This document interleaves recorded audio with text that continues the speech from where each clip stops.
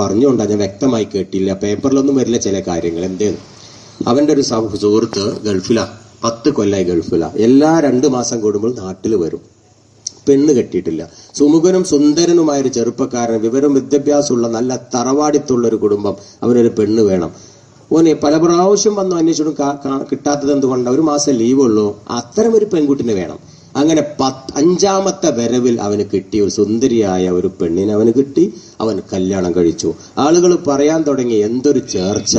അസൂയക്കാർ ഒരുപാട് പറയാൻ തുടങ്ങി, നീ ഭാഗ്യവാനാണോ, അങ്ങനെയാണ് ഇങ്ങനെയാണ്. അവരൊരു മാസം അടിച്ചു പൊളിച്ച് ജീവിച്ചു. അവൻ ഗൾഫിലേക്ക് തിരിച്ചു പോവുക. ഇവളെ കൊണ്ടുപോകാൻ ഇപ്പൊ പറ്റുന്നില്ല, കാരണം വിസയൊക്കെ ഉണ്ടാക്കി ഒരുപാട് പ്രയാസങ്ങളുണ്ട്. അടുത്ത പ്രാവശ്യം പറ്റും. ഇവൻ പോകുന്ന സമയത്ത് എന്ത് ചെയ്തു? അവൻ ഒറ്റയ്ക്കിരുന്ന് ഗൾഫിൽ വെച്ച് കാണാൻ ഇവളുടെ ഒരുപാട് ചിത്രങ്ങൾ എടുത്തു. ഇവർ ഒരുമിച്ചുള്ളതും അല്ലാത്തതുമായ കുറെ ചിത്രങ്ങൾ എടുത്തു.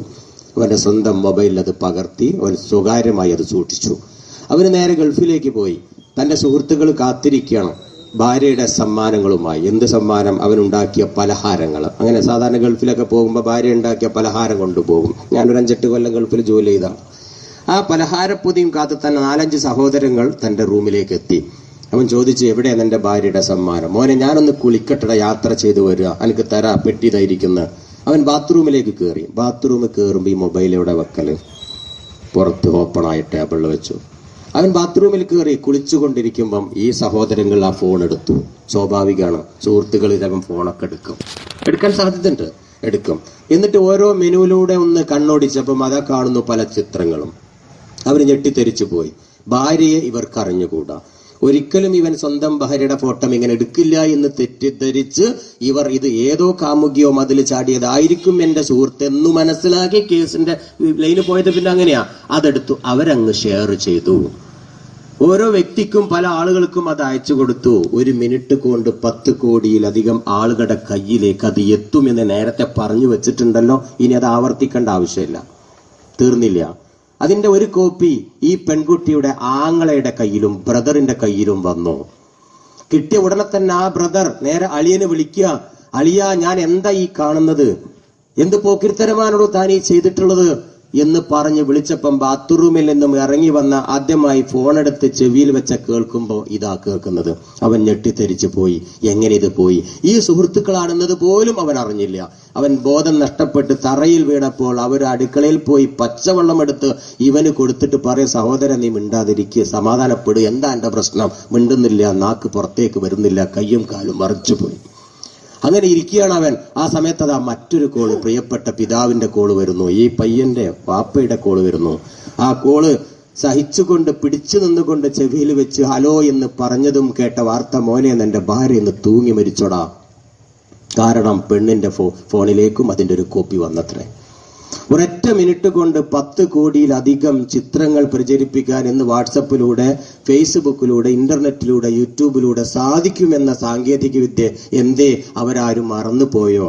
നഗ്ന ചിത്രങ്ങൾ ഒരിക്കലും സ്വന്തമായി എടുക്കരുത്, അത് പ്രചരിപ്പിക്കരുത് എന്ന് തോരാതെ പല മതങ്ങളും പല പണ്ഡിതരും പല ഉസ്താദുമാരും നമ്മോട് വാവിട്ട് കരഞ്ഞ് പറഞ്ഞിട്ട് പോലും എന്തേ നിങ്ങൾക്കും എനിക്കും അത് മനസ്സിലായില്ല. അതുകൊണ്ട് ജീവിച്ചിരിക്കുമ്പോൾ തന്നെ ചെയ്തവന് തക്കതായ ശിക്ഷ കിട്ടുമെന്ന് പറഞ്ഞൊരു ഹദീസ് ഉണ്ട്. അതാണ് ഓർമ്മ വരുന്നത്. ഒന്നേ എനിക്ക് പറയാനുള്ളൂ, പുറത്ത് കാണാൻ പാടില്ലാത്ത ഒരു ചിത്രങ്ങളും മൊബൈൽ ഫോണിൽ പകർത്തരുത്. മൊബൈൽ ഫോൺ എന്ന് പറഞ്ഞ സാധനം ഞാൻ നേരത്തെ പറഞ്ഞ പോലെ സാധാരണ ഒരു യന്ത്രം അല്ല. അത് നെറ്റ്വർക്കിലൂടെ പ്രചരിപ്പിക്കുന്ന യന്ത്രമാണ്. അത് വയർലെസ് കണക്ടിവിറ്റി ഉള്ളതാണ്. കോടിക്കണക്കിന് ആൾക്കാർ അത് ഷെയർ ചെയ്യുന്ന സാധനമാണ്. അതുകൊണ്ട് ഒരു കാരണവശാലും നിങ്ങൾ മൊബൈൽ ഫോണിൽ ഇത്തരം ചിത്രങ്ങൾ പകർത്തരുത്. ഇന്റർനെറ്റിലൂടെ ഷെയർ ചെയ്യുന്ന ഒരു മെസ്സേജ് 1 കോടി ആളുകളെടുത്ത് എത്താൻ 1 മിനിറ്റ് മതി. നല്ലതാണെങ്കിലും തിന്മയാണെങ്കിലും നന്മയാണെങ്കിലും. എന്താണ്? ഒരൊറ്റ മെസ്സേജ്, ഒരു പോസ്റ്റർ, ഒരു സന്ദേശം, ഒരു വീഡിയോ, ഒരു സ്റ്റിൽ ചിത്രം നല്ലതാണെങ്കിൽ, അത് ആളുകൾക്ക് ഇഷ്ടമുള്ളതാണെങ്കിൽ, ആളുകൾക്ക് ഇഷ്ടം കാണാനേ, അതുമല്ല പൊതുജനങ്ങൾക്ക് കാണുന്ന ഇഷ്ടമാണെങ്കിൽ അത് എത്രയാകും? 1 കോടി. അതൊരു വീഡിയോ ആണെങ്കിൽ 10 കോടി വരെ പോയേക്കാം. ഒരു വീഡിയോ ചിത്രം. ആ വീഡിയോ ഏതാണെന്ന് നിങ്ങൾ ഊഹിക്കുക, ചിന്തിക്കുക. പച്ച മലയാളത്തിൽ പറഞ്ഞാൽ നീല ചിത്രങ്ങൾ. അത് സ്റ്റില്ലാണെങ്കിലും വീഡിയോ ആണെങ്കിലും അത് ഒരെണ്ണം ഇട്ട് കഴിഞ്ഞാൽ 1 കോടിയല്ല 10 കോടി വരെ സഞ്ചരിക്കാൻ 1 മിനിറ്റ് മതി.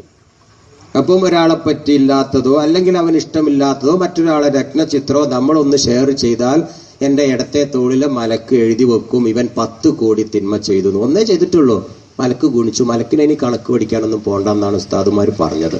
അതിന് പുതിയ ഹദീസ് ഇറങ്ങണ്ടല്ലോ. കറക്റ്റാണ്, നിങ്ങൾക്കും എനിക്കിപ്പോൾ വളരെ വ്യക്തമായി മനസ്സിലാക്കാൻ പറ്റുന്നതാണ്. അപ്പൊ ഒരു സന്ദേശം ഇന്റർനെറ്റിൽ ഇട്ടാൽ 1 കോടി മുതൽ 10 കോടി വരെ പാപം ചെയ്തവനെ പോലെയാണ് എന്ന് കഴിഞ്ഞില്ല. ഷെയർ ചെയ്യപ്പെട്ടത് ഒരിക്കലും അങ്ങോട്ട് ഇട്ട് കഴിഞ്ഞാൽ പിന്നെ നിങ്ങൾക്ക് മാറ്റാൻ പറ്റില്ല. അത് 10 കോടി കോപ്പി പോയി, പിന്നെ മാറ്റൽ അതിന്റെ 1. നിങ്ങൾ ഡിലീറ്റ് ചെയ്യുന്ന 1 കോപ്പിനെ നിങ്ങൾക്ക് ഡിലീറ്റ് ചെയ്യാൻ പറ്റും. അതാണ് ഈ വാട്സപ്പിന്റെ, ഫേസ്ബുക്കിന്റെ, ഇന്റർനെറ്റിന്റെ ഒക്കെ പ്രത്യേകത.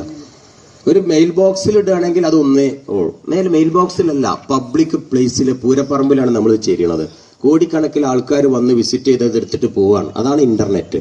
ഒരിക്കലും നിങ്ങൾ ആ വ്യക്തിനെ ചെന്നിട്ട് തൗബ ചെയ്യാനോ സോറി എന്നോട് മാപ്പ് തരണം എന്ന് പറയാൻ പറ്റില്ല. കാരണം ഭൂമിയിലെ 720 കോടി ജനങ്ങളെ കയ്യിലേക്ക് അത് പോയി.